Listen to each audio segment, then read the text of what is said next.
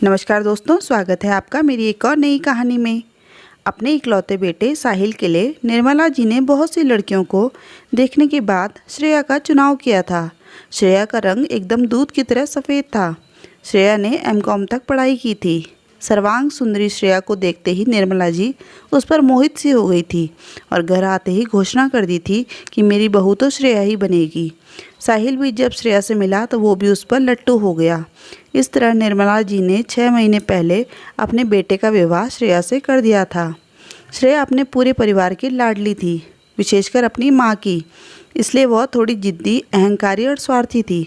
उसके घर में उसकी माँ का ही शासन था। बचपन से श्रेया को माँ ने यही पाठ पढ़ाया था कि ससुराल जाने के बाद जितनी जल्दी हो सके अपना अलग अलग घर बना लेना।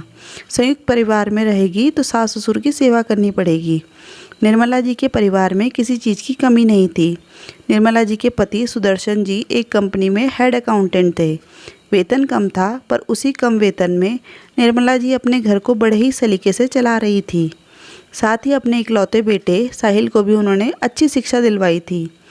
इस समय साहिल एक विदेशी कंपनी में प्रोजेक्ट मैनेजर के पद पर कार्य कर रहा था, जिसकी शाखाएं देश भर के बड़े बड़े शहरों में थी। साहिल को अक्सर अपनी कंपनी की अलग अलग जगह की शाखाओं का दौरा करना पड़ता था।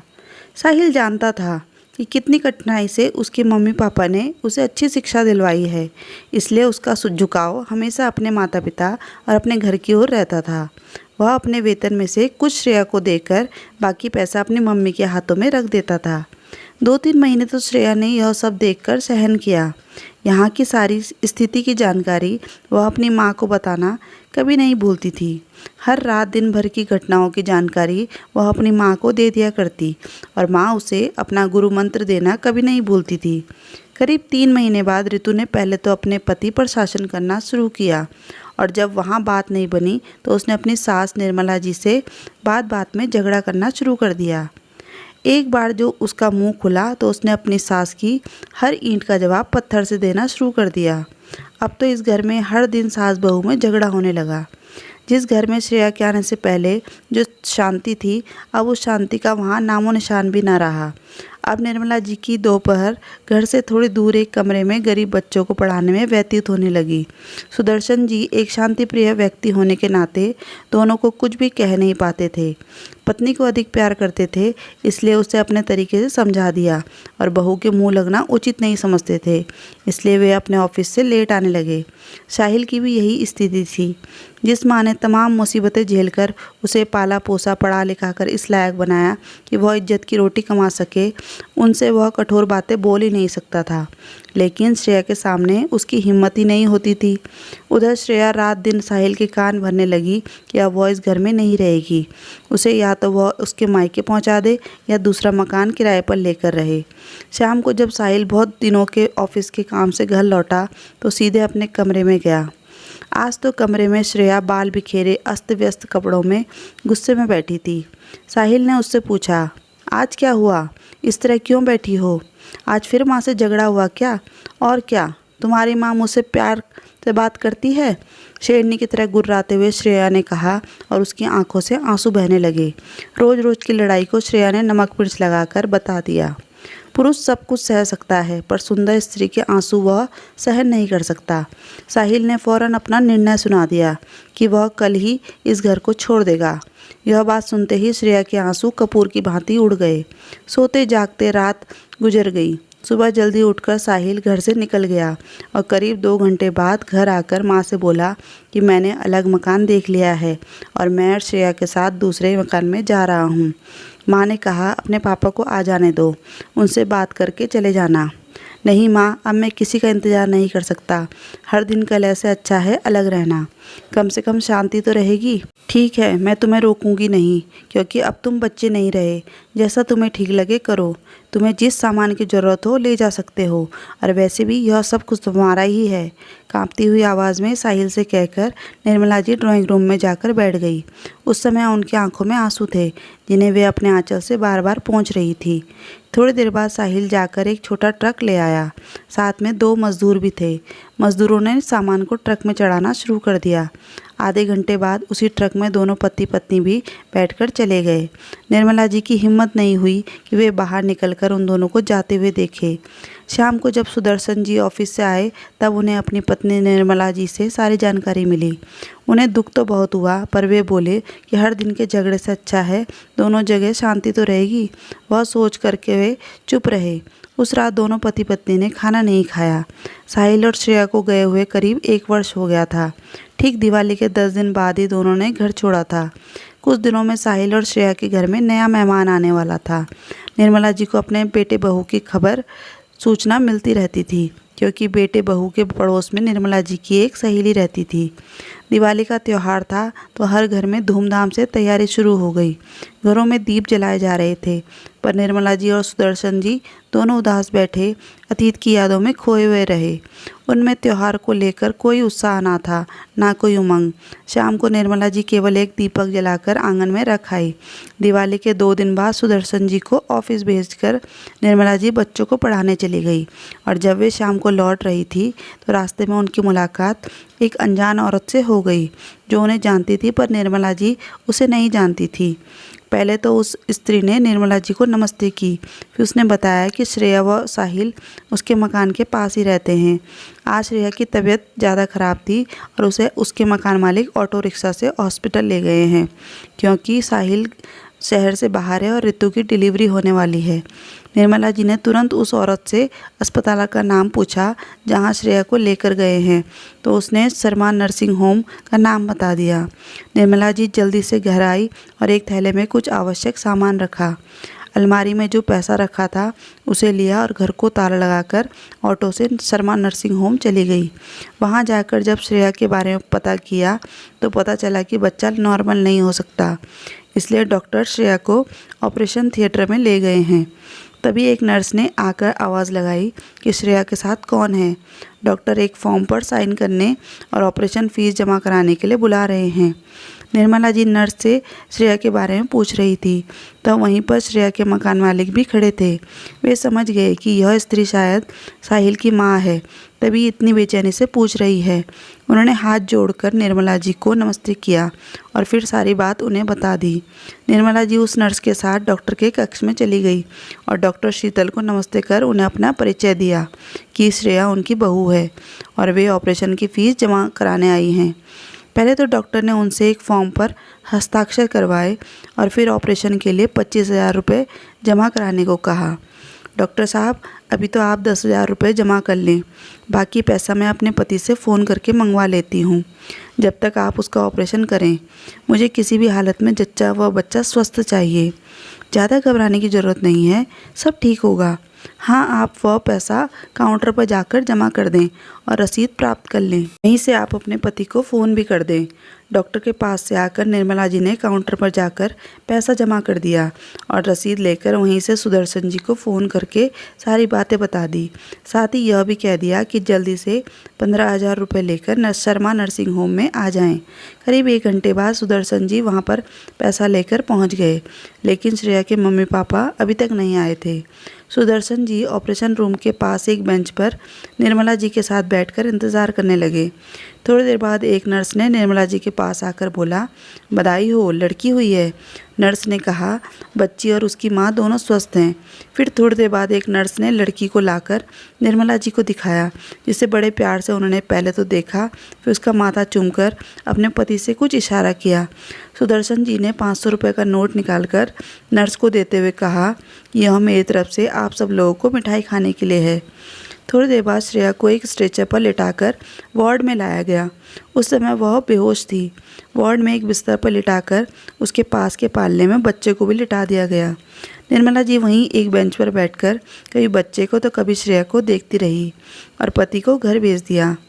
करीब 4.5 घंटे बाद श्रेया को होश आया। उसने आंखें खोली तो देखा उसकी सास उसके पास बैठी है और उसकी गोद में एक बच्चा है। लक्ष्मी आई है, ठीक तुम्हारी तरह। तुम भी शायद जब पैदा हुई होगी तो ऐसी ही होगी, निर्मला जी ने मुस्कुराते हुए कहा और श्रेया के माथे पर हाथ फेरने लगी। श्रेया को ये सुन बड़ा अच्छा लग रहा था। तभी उसके मकान मालिक भी वहाँ आ गए और बोले, श्रेया, जब तुझे लेकर यहाँ आ रहा था तब मेरी पत्नी की तुम्हारी मम्मी से बात हुई थी और उन्होंने कहा था कि वे जल्द ही अस्पताल पहुँच रही हैं, पर अभी तक ना खुद आई और ना तुम्हारे पापा आए हैं। शाम हो गई थी। अभी तक निर्मला जी ने कुछ नहीं खाया था, बल्कि चाय तक भी नहीं पी थी। रात भर वह बेड के पास स्टूल पर बैठी कभी श्रेया का सिर दबाती तो कभी बच्ची के रोने पर उसे उठाकर घुमाती। इस तरह जिम्मेदारी को ढोते उनकी रात आंखों आंखों में कट गई। सुबह सुदर्शन जी थर्मस में चाय लेकर आए और दोनों को कपों में डालकर चाय दी। फिर पत्नी की ओर देखते हुए कहा, तुम अब घर जाओ, मैं यहाँ बैठता हूँ। कल से तुमने खाना भी नहीं खाया है। घर जाओ और श्रेया के लिए खिचड़ी बनाकर लेती आना। तब तक मैं यहाँ पर बैठता हूँ। आज मैंने ऑफिस से छुट्टी ले रखी है। निर्मला जी दोनों को बहुत सी हिदायतें देकर चली गई। सुदर्शन जी वहीं बेंच पर बैठ गए। करीब 1 घंटे बाद कुछ सोचकर श्रेया से उन्होंने कहा, बेटा, मैं जाकर बाहर बैठता हूँ, कुछ चीज़ चाहिए तो नर्स से कहलवा देना। और वार्ड से बाहर निकल कर आ गए। श्रेया के बगल वाले बेड पर भी एक स्त्री को ऑपरेशन से बच्चा हुआ था। उसकी देखभाल के लिए उसकी माँ वहीं पर बैठी हुई थी। जब सुदर्शन जी वार्ड से बाहर चले गए तब वह औरत अपनी जगह से उठकर श्रेया के बेड के पास आ गई और पूछने लगी, तुम्हारे मम्मी पापा अच्छे स्वभाव के मालूम पड़ते हैं, खासकर तुम्हारी मम्मी तो बहुत ही अच्छी है, बेचारी रात भर तुम्हारी सेवा करती रही है। तभी श्रेया बोली, ये दोनों मेरे मम्मी पापा नहीं, सास ससुर हैं। क्या? वह औरत आश्चर्य से श्रेया का मुंह देखने लगी।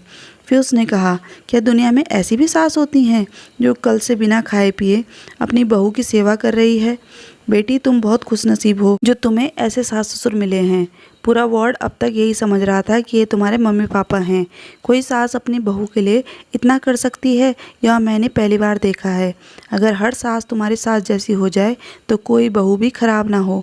मैं तो तुम्हें यही कहूँगी कि कभी अपनी सास को तकलीफ़ मत देना, कभी उनसे कठोर बातें मत बोलना। और बेटी, सच्चे मन से उनकी बुढ़ापे में सेवा करोगी तो उस बुढ़िया की आत्मा तुम्हें आशीर्वाद देगी। एक नर्स श्रेया को इंजेक्शन लगाने आ गई। उस औरत की बेटी ने शायद पानी मांगा और उसे वह पानी पिलाने चली गई। श्रेया सोचने लगी कि उसकी मम्मी भी एक औरत है और उसकी सास भी, पर दोनों में कितना फ़र्क है। एक केवल शासन करना चाहती है, दूसरी नम्रतापूर्वक अनुसरण। एक किसी के घर को तोड़ना चाहती है तो एक घर को बचाने के लिए स्वयं तकलीफ़ उठाती है। बेटा, चाय पी लो। सुदर्शन जी की आवाज़ से श्रेया का ध्यान भंग हो गया। श्रेया ने बड़े ध्यान से अपने ससुर की ओर देखा और सोचने लगी, इस व्यक्ति ने आज तक मुझे बेटा के सिवा और किसी नाम से बात नहीं की और ना ही कठोर शब्द बोले। इन लोगों के साथ गलत व्यवहार कर मैंने बहुत बड़ा अपराध किया है। फिर का ध्यान भंग हुआ क्योंकि सुदर्शन जी बगल वाली स्त्री से कह रहे थे, बहन जी, आपको एक कष्ट दे रहा हूँ, आप मेरी बहू को हाथ लगाकर उठा दें ताकि वह चाय पी ले। वह औरत उठी और श्रेया को उठाकर चाय पिलाने लगी तो सुदर्शन जी वार्ड से बाहर चले गए।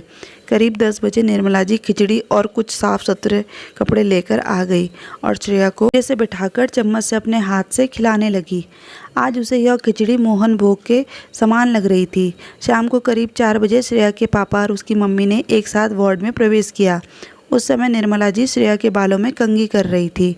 बेड की दूसरी तरफ एक खाली बेंच पर वे दोनों बैठ गए। दोनों का यहाँ आना ऐसा लग रहा था जैसे किसी पार्टी में आए हों। दोनों ने औपचारिकतावश हाथ जोड़कर निर्मला जी को नमस्कार किया, पर फिर उनसे कोई बात नहीं की। एक थैले में कुछ सामान रखकर निर्मला जी ने उठते हुए कहा, श्रेया, जितना मुझसे बन सका मैंने कर दिया। अब तुम्हारे मम्मी पापा आ गए हैं। अब मैं अपने घर जा रही हूँ। तुम भी 1 सप्ताह बाद अपना टाँका कटवा कर अपने घर चली जाओगी।